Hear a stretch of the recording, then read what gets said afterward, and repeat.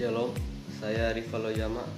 Pada saat ini saya akan mempresentasikan materi saya yang saya temukan dari beberapa sumber atau referensi mengenai unsur-unsur liturgi. Yang pertama, votum. Votum adalah deklarasi dimulainya ibadah yang dibaca oleh liturgis atau pemimpin ibadah bahwa Tuhan sudah ada di tengah-tengah jemaat untuk membimbing jemaat dalam melakukan ibadah.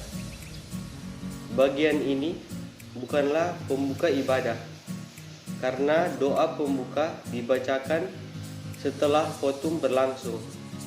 Biasanya votum berbunyi, ibadah ini dimulai dalam penyertaan Allah Bapa, Anak, dan Roh Kudus. Dan yang kedua, pengakuan dosa. Semua manusia di dunia ini adalah makhluk yang tidak luput dari dosa. Di dalam sebuah kebaktian, jemaat harus memohon pengampunan dosa dari Tuhan serta mengakui dosa-dosa yang sudah diperbuat selama ini. Pada saat pengakuan dosa, jemaat harus merendahkan hati dan dirinya di hadapan Tuhan yang sudah hadir dalam ibadah untuk memohon pengampunan dosa. Dan yang ketiga, pemberitaan firman atau khotbah. Pemberitaan firman biasanya terbagi atas dua jenis, yaitu epistel atau mazmur dan evangelium. Epistel atau mazmur adalah ayat yang menjadi pengantar khotbah pada hari Minggu. Ayat ini dibacakan oleh unsur-unsur liturgi bersamaan dengan jemaat dan akan dijadikan sebagai salah satu bahan khotbah yang akan dibawakan oleh pendeta atau gembala saat ibadah. Dan yang kedua, evangelium. Evangelium adalah ayat yang menjadi bahan utama khotbah. Ayat ini akan dibacakan oleh pendeta atau gembala. Bahan khotbah ini akan disinkronisasikan dengan ayat epistel. Apa yang diucapkan oleh pendeta atau gembala atau pengkhotbah bukanlah pesan yang disampaikan oleh pengkhotbah, melainkan firman Tuhan yang disampaikan melalui pengkhotbah melalui perantaraan Roh Kudus kepada jemaat. Oleh sebab itu, gembala yang menyampaikan firman Tuhan ini tidak boleh orang yang sembarangan, supaya pesan Tuhan bisa tersampaikan dengan baik dan benar kepada jemaat. Dan yang keempat, jawaban umat.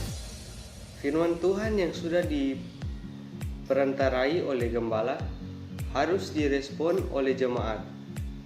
Respon jemaat terhadap pesan Tuhan itu terbagi atas dua bagian utama, yaitu yang pertama, pengakuan iman. Jemaat mengakui iman Kristennya melalui pengakuan iman rasuli yang telah disepakati di Konsili Nisea pada abad keempat.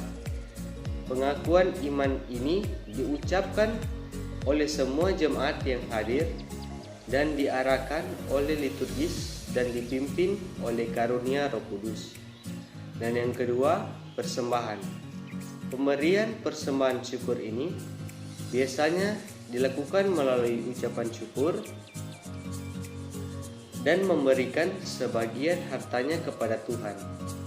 Harta tersebut biasanya dipakai untuk pengurusan gedung gereja. Persembahan syukur tidak hanya berupa materi saja, bisa saja berupa lagu pujian, janji untuk melayani di dalam gereja, dan janji untuk melayani di dalam masyarakat.